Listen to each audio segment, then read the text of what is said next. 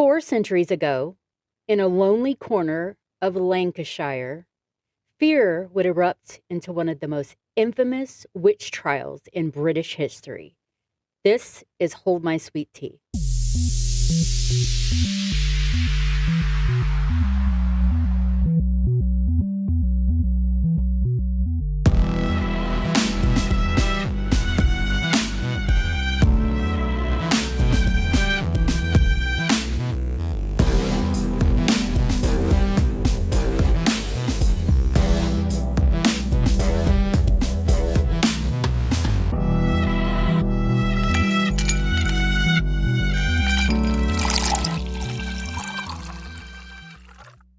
Hello, I'm Holly. And I'm Pearl. And the weather outside is not frightful. It's not. It's been lovely. It is definitely delightful. And it's not Christmas. Nope. Mm-mm. Nope. It is not even Halloween yet. Nope. But we're getting close. I didn't turn the air on in my car yesterday. Me either. At It was all. so nice. I drove here without it. And if you I drove home without it. live in the South, you know what we're talking about, because we don't get many of those mornings where you wake up and you're like, oh my God, it feels so good Right. outside. It's usually you walk outside and you're like, hey. I know I've gotten in my garage and went, what is this place? Right. What's this? What's this? The Jack Skellington comes out in you. Yes. You start singing. Speaking of which. Right. I know. I love your shirt. You can't sit with us. And it's got Jack Skellington, Yep. Beetlejuice, and Edward Scissorhands. I know. On a couch. Smack, You can't sit with us. Yes. On Wednesdays we wear orange now. This guy actually looks like Johnny Depp a bit. He does. The Beetlejuice guy doesn't really so much. No, he's look got it. more He's of like a- a more trendy Beetlejuice. Yeah. In his purpley pink suit. Yeah. I mean, Jack looks like Jack. Yeah. It's hard not to But I get love that it. one right. We're wearing all of the. I have my kitty cat earrings on and my Salem shirt on today. Yeah. Salem, Massachusetts shirt.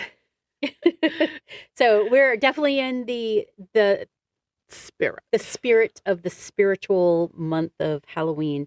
And this will be my last episode for spooky season. Even though spooky season goes on for forever. It goes on and on and on. Mm-hmm. This will be the finale. So of course, I had to do it on a witch. There you go. Or witches. Or witches. But we're going to travel across the pond today. Woohoo! Pond jumping. Yay! We are going to England. Hey. Hello, England. Hello. Can I get a bottle of water? No. I'm flimmy this morning. So I'll try not to slip into the That's just me accent. practicing my boundaries, y'all. That's right. Every time somebody asks me for something, the first thing I say automatically is no. No. It just makes it so much easier when I mean it. Exactly. No. I know, like one of our employees would be like, hey, can I walk? No. And they're like, they just look at me and I'm like, I'm kidding. I'm like completely kidding. What But is yeah, it that go you for wanted? it. It's your break. I don't care. Right. All right. So let's get into it. So we're going to go, like I said, to England. This is going to be more of a storytelling episode. So it was the spring of 1612 when whispers of witchcraft began to rise from the cottages scattered around Pendle Hill. A brooding slope that seemed to brood over the villages below. Before the year was out, 12 people would stand accused of sorcery. 10 would hang, and the story of their downfall would echo through England for generations. So this is the witches of Pendle Hill. It's a story of suspicion because everybody's like, ooh, they're acting a little weird. Maybe they're a witch into sorcery. And of course, it affected the poor in poverty and people who were very superstitious. And, you know, between faith and fear, it was like everybody was a suspect pretty much. Were these land-owning women who had no male Probably. family or Probably. men in their lives, for that matter, in general? Right. She's a witch. She owns property. Right. She must be women cannot own property. She's living on her own without a man. How does she do it? She's a witch. Exactly. So in the early 17th century, England was a country in transition. King James I had taken the throne in 1603, bringing with him a deep personal obsession with witchcraft. He had written a book on the subject, Demonology, declaring witches to be, quote unquote, the servants of the devil, and urging that none shall live. His fear of dark forces wasn't abstract. James had survived storms at sea he believed were raised by witches trying to kill him. When he came to power, that fear became law. Witchcraft was a capital crime, punishable by death. Lancashire was viewed as one of England's wildest countries, isolated, poor, and steeped in superstition. People there lived hard lives on the edge of survival, so they were barely surviving. So they did what they could because they couldn't afford any luxuries. They barely could afford food to feed their children. I feel so targeted. Yeah, I know. Same. I'm like, I need groceries this week. I guess we're just kidding. Cleaning out the freezer. Many were Catholic, quietly resting in the Protestant crown, which only deepened official suspicion that this religion was prone to ungodly practices, which we all know that Catholics are witches. That is the rumor. That is the rumor.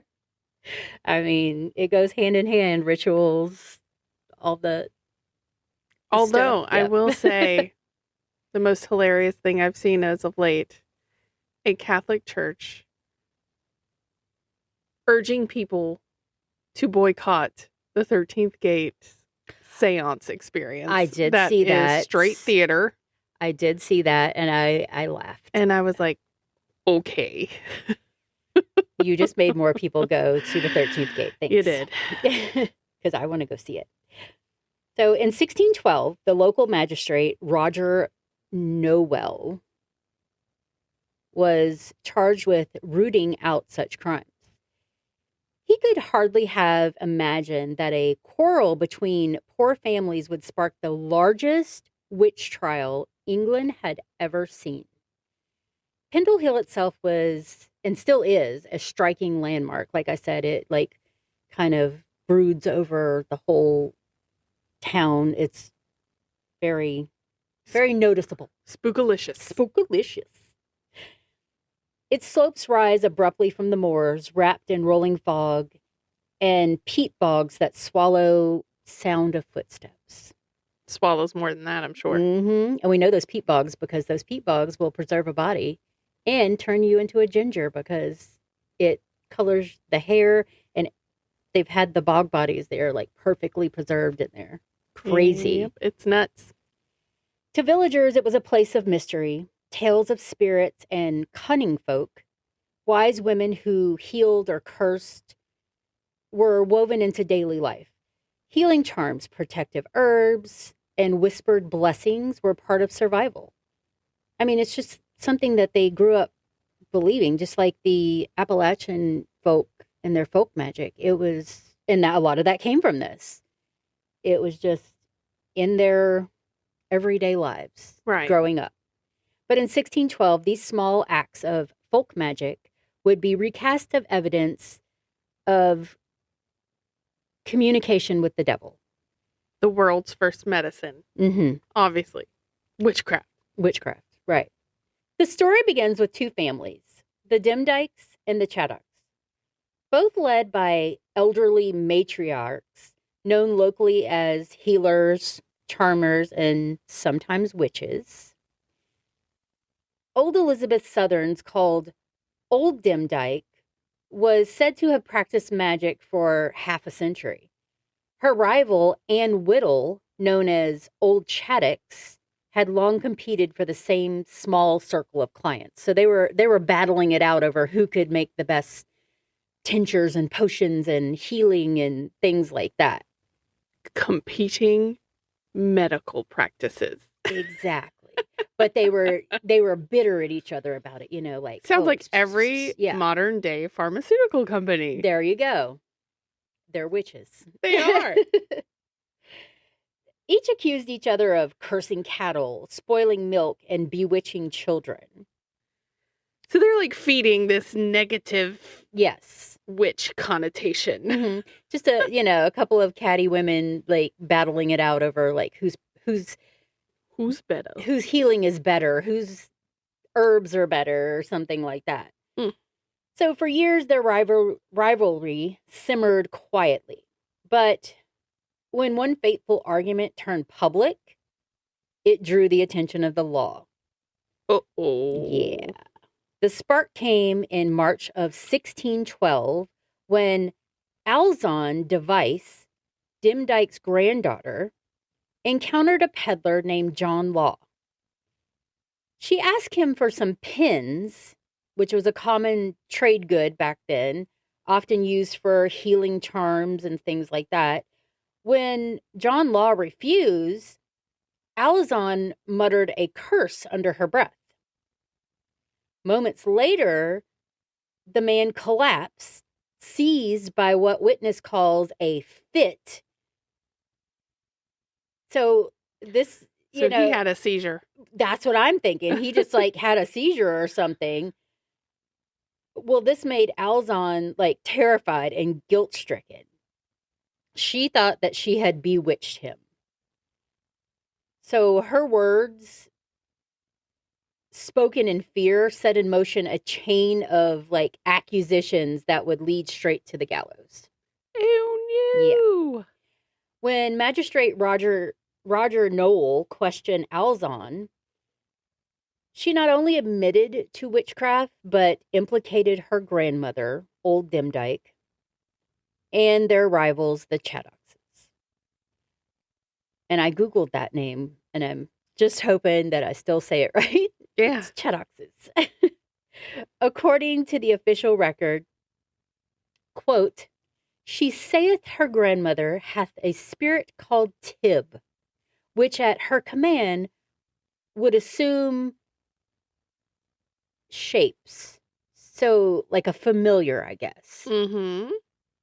Alizon told the magistrate that Tib appeared as a black cat or dog and would do Demdike's bidding. So this is where the whole witch's familiar probably comes in. Yeah, like form and things like that.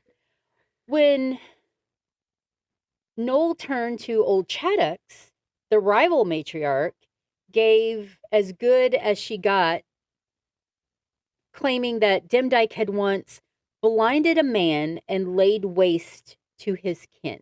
Oh, so she's trying to help the girl. Yeah, she's like egging it on, like, yeah, she did that, Yeah, her grandma's a witch for real.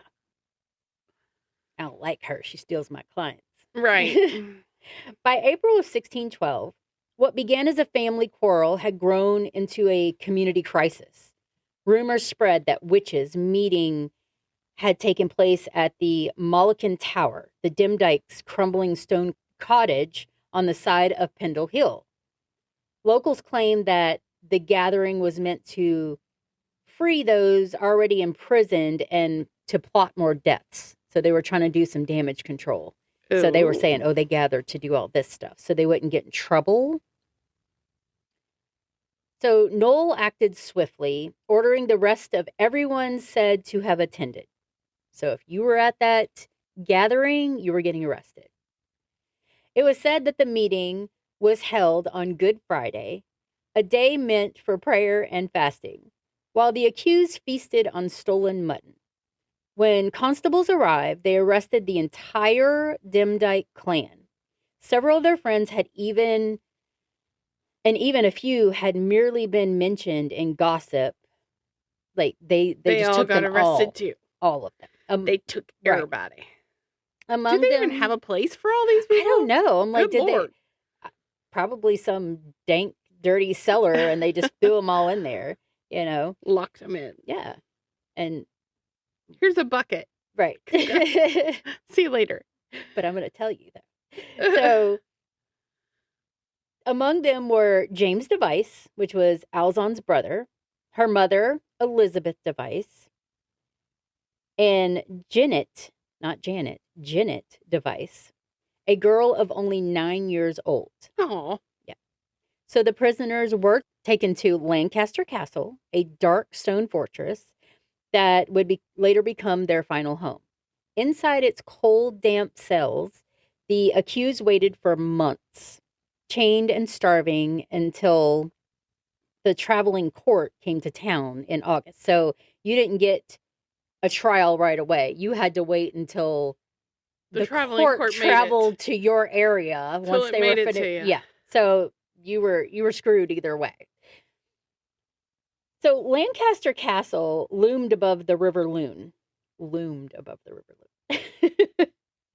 Its gray walls had centuries of trials and executions. I think of like The Handmaid's Tale with the wall when they were just like hanging there and stuff, you know.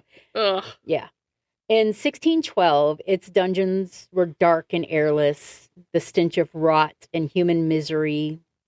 Like, you could only imagine the smell, and I'm sure they didn't clean up after they used the bathroom or anything Probably like that. not. But I'm sure they didn't use the bathroom a lot because they weren't fed. They were starving. Right.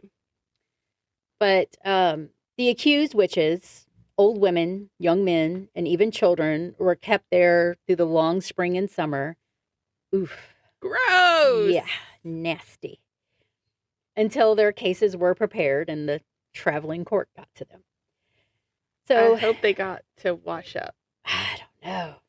I could only see like them bringing them in all like stanky and dirty. Yeah. You're like, maybe that's why they dipped them in the river, you know, when they were the chair in the river, and they were like, "Are you a witch?" They were like, "Let's just wash them off." But you know, personal hygiene was not a thing back then. So. No. Yeah. The official record of the Pendle witch trials comes from a clerk named Thomas Potts, whose book, The Wonderful Discovery of Witches in the County of Lancaster, would later immortalize the case.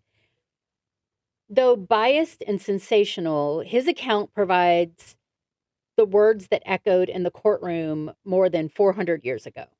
Among prisoners was old Demdike, nearly 80 years old. That's pretty good for back then. You're 80 years old back then. That's a huge accomplishment, girl. Go ahead. Not being clean, living in squalor, disease. Girl, she was the medicine woman. She was taking her own medicine. Yes, she was. I was like, wow.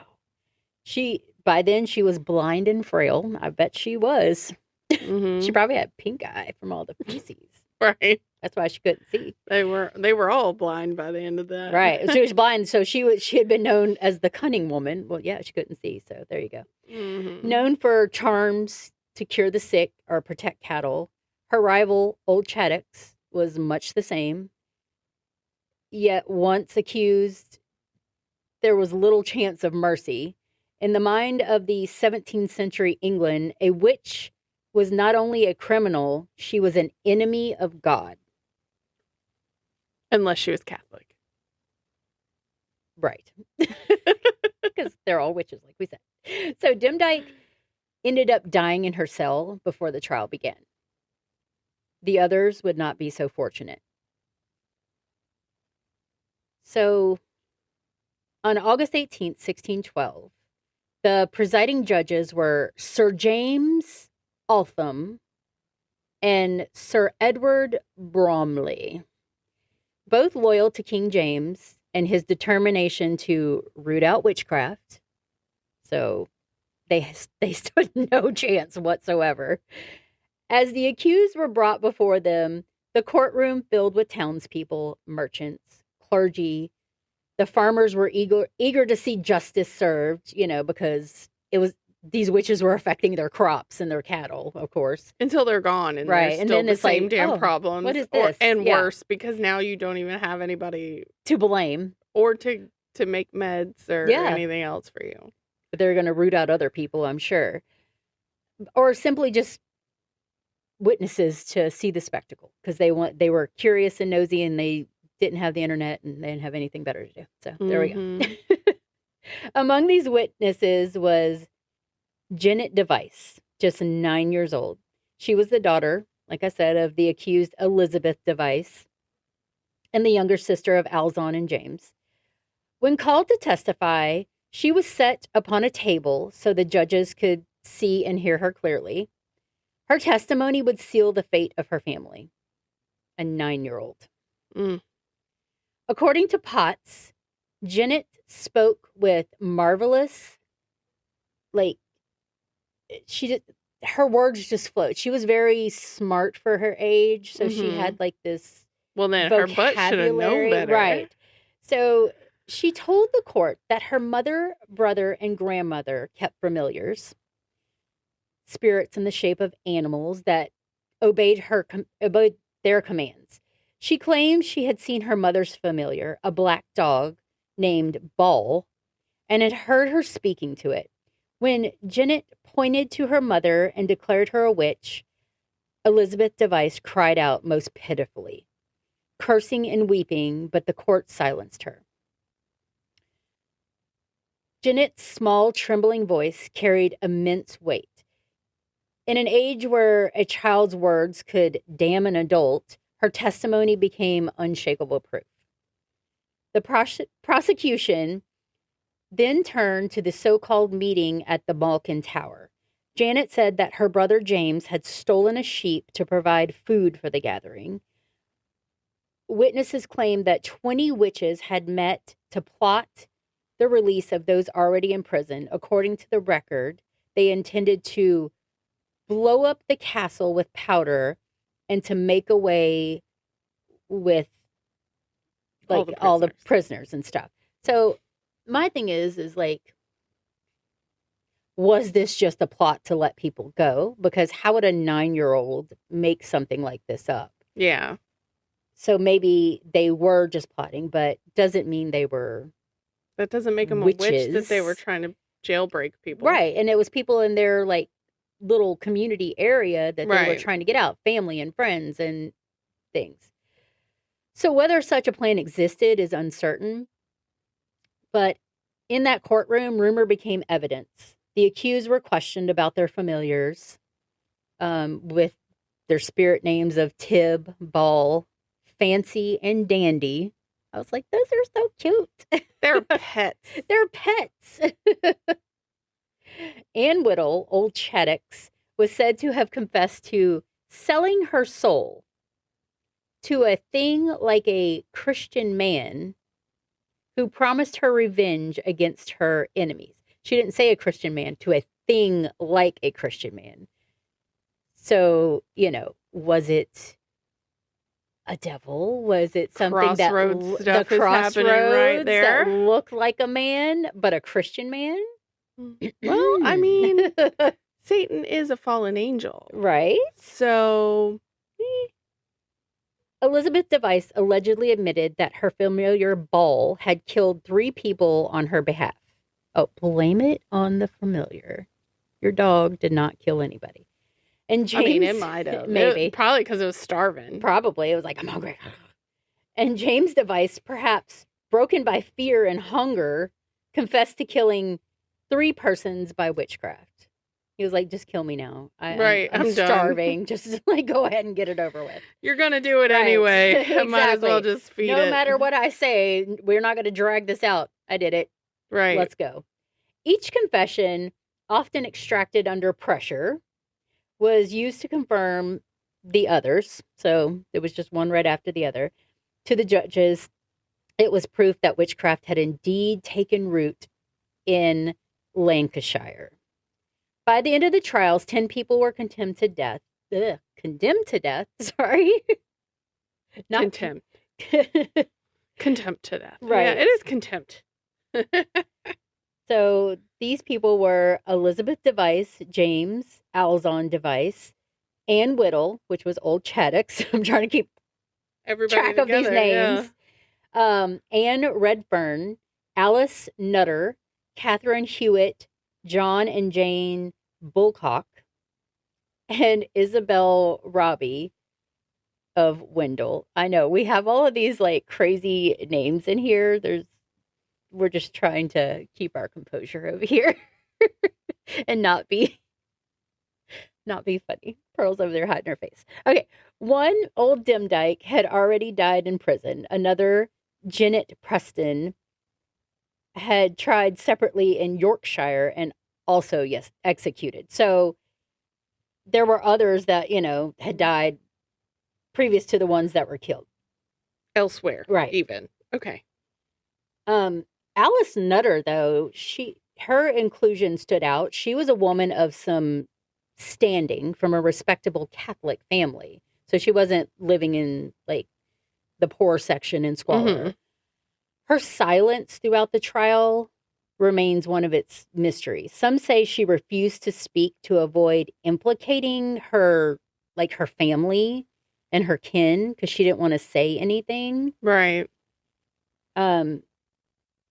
Others believed her quiet dignity suggested innocence. Mm-hmm. She was like, I'm not going to implicate myself. But silence in 1612 was not safety.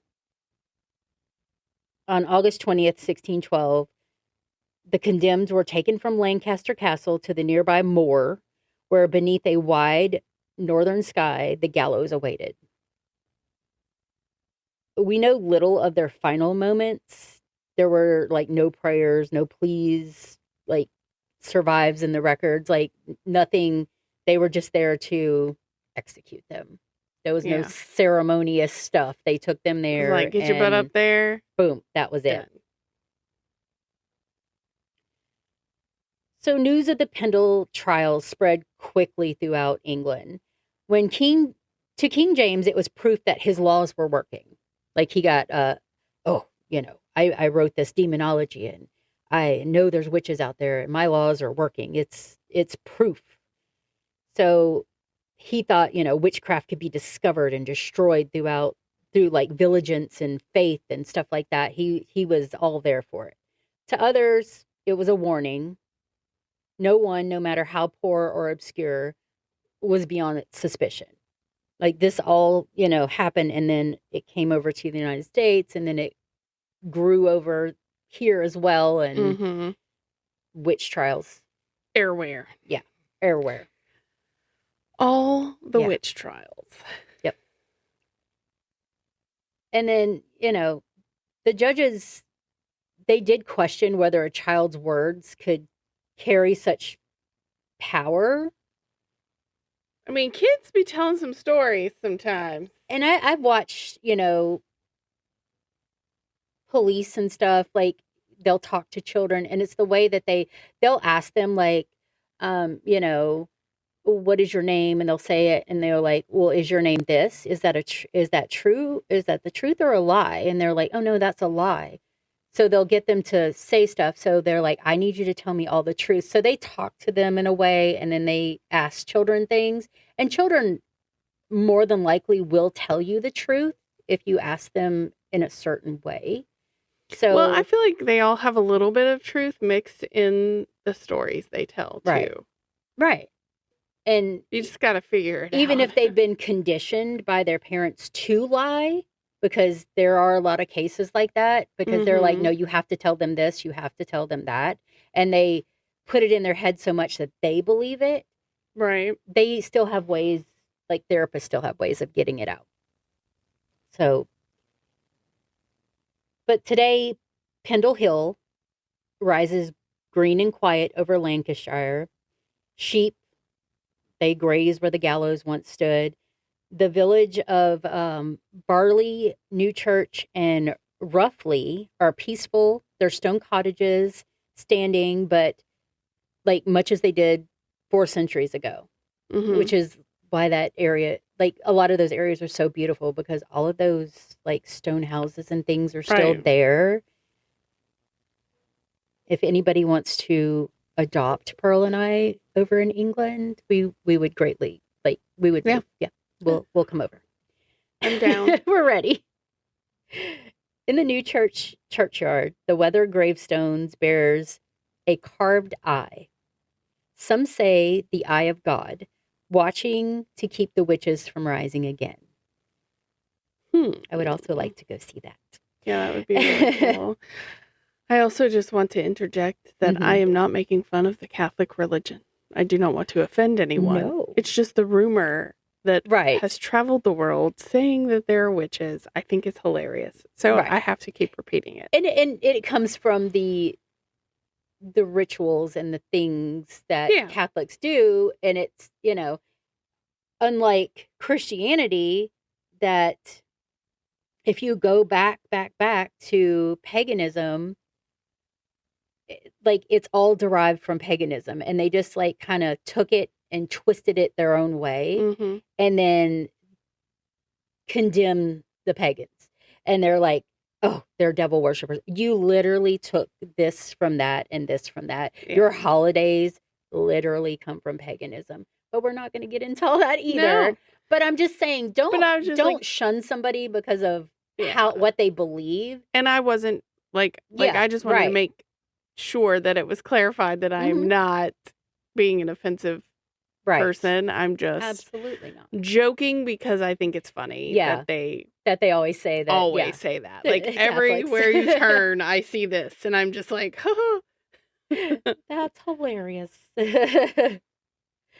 So others say that the eye of God, or the eye that is carved on their tombstones, is there to remind the living that fear can be as dangerous as any spell. In the words of the court clerk, Thomas Potts, written after the executions, he said, "Let the example of these witches be a warning to all that shall hereafter attempt the like wickedness." Dun, dun, dun, dun, dun. Perhaps a true warning that it's not against witchcraft at all, but against the power of fear when it takes the shape of justice. Absolutely. Yeah. So I've never. And it is our human nature to fear what we can't understand. Right. And you go online and you see people that are, especially on TikTok. I'm going to call out TikTok, witch talk. There's people on there and they will berate Christians and they will say all this stuff and blah, blah, blah, blah, blah. Why are you hating? You're no better than the other person from whatever religion hating on you. I would never hate on anybody's religion. You do you, boo. I'm going to do me. And we're all going to live in a happy, we're gonna coexisting little family here. Yeah, it's so weird that everything I do has no effect on your life, yet that's all you worry about. That's what I do. Why does that living in your mind? Yeah. You don't need to prove anything. I'm telling you right now, ain't none of that taking up space in my head. Nope, mine either. You do not get to live in my head rent-free. Nope. you have to pay for me to think about it. But you know what lives in my head rent-free? Our theme music. Yeah. By Patty Salzetta. Absolutely. Yeah, that lives in my mind for sure. Every time we listen to our podcast, it automatically plays in my head. Or we'll finish a podcast after we go bye and we stop the recording, we go Yep. We're so silly. Speaking of I have my Jason Voorhees shirt on today. Yeah, Camp Crystal Lake today. Running team. Run for your life. All the spooky shirts. And you've got your Never Better shirt on with the skeleton. Girly. We're doing it up for spooky season. But this is my last official spooky season, Yeah, mine will be... the next one we record will be the last one for me. But like we said, spooky season lives on in our hearts. It does. Yeah. And if you have any spooky stories, we'll still share them later. Yeah, because again, we have a different email address. Yes. holdmysweetteapodcast@gmail.com. Easy because it's free. Yep, because it's free and easy to remember because it's literally the name of our podcast. Yep. With the word podcast. Yeah. Exactly. It's long, but it's easy. Do you know how many people that come into our place of employment and go, "Oh, I didn't even know y'all had a website." I'm like, how do you not know that a store has a website? Yes. This podcast also has a website. Exactly. holdmysweettea.com. Everybody has a website. Yeah. That has something. Well, you say that, but I will tell you there are some people who literally use their Facebook as their website, which I think is dumb. Don't do that. Yeah. We also have a Facebook, but it's not our website. No. Don't do that. The functionality of a website compared to what's going on Facebook, way different. You have a very much smaller It annoys audience. The mess out of me when a restaurant does that. Right. You'll go to look up the menu or something and they're like, throw you to Facebook. And I'm like, I don't want to go to Facebook. I want to see I want to see pictures of your food. It's like, God, quit taking me to Facebook. I don't want to see everybody and their mama talking about you. Yeah. Because I don't believe what people say most of the time anyway. Mm-mm. I got to go form my own opinion. Exactly. So. Because my taste buds are my taste buds. Exactly. And the bad service you had the other day could have been your waitress had cramps or you were just an asshole. Yeah, you were just an asshole to your waitress. So I'm going to go find out by myself. Yep. I've had that happen. I'm like, what is wrong with you? I'm just trying to get you your food. You know, something I did as a kind of New Year's resolution type thing one year was every single place I visited, I reviewed on Google because no one, it's hard to get good reviews. The minute something doesn't go your way. Someone breathed on me in that store. Oh my God, let me go write a bad review. Yep.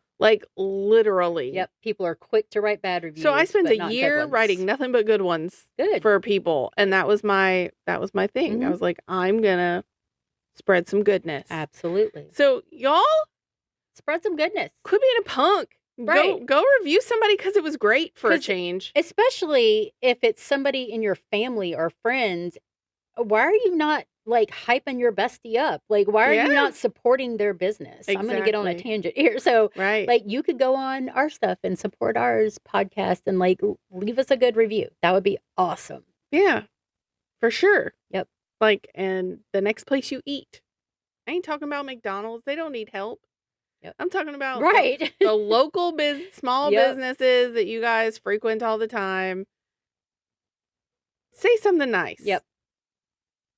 Be kind. Rewind. Be kind again. Yes. You can also message us on social media platforms. We are on Facebook, Instagram, TikTok, and YouTube.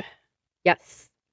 Especially YouTube. Go over there and follow us. Ask Bashade. Yes. And hit the notification bell. Let me do all that stuff too, because that way you'll get notified when a new episode comes out. Ooh, twice a week. We're we're running to almost 100. We're getting so close to having 100 episodes. And we're super close to 5,000 downloads. And we're still begging people to keep on. Reach out to us. Yeah. Yeah. All these listeners, no talkers. That's right. I guess that's why we do all the talking. Maybe so. But we still want to hear from people. For sure. It would be so awesome. So, as always, Hold My Sweet Tea is a Drunken Bee production. Bzz. And you guys remember to stay safe out there. If you're practicing witchcraft, keep it on the down low so nobody gets you. Unless you want to come out of the broom closet. And just because we're dipping doesn't mean you can't keep sipping. Bye. Bye.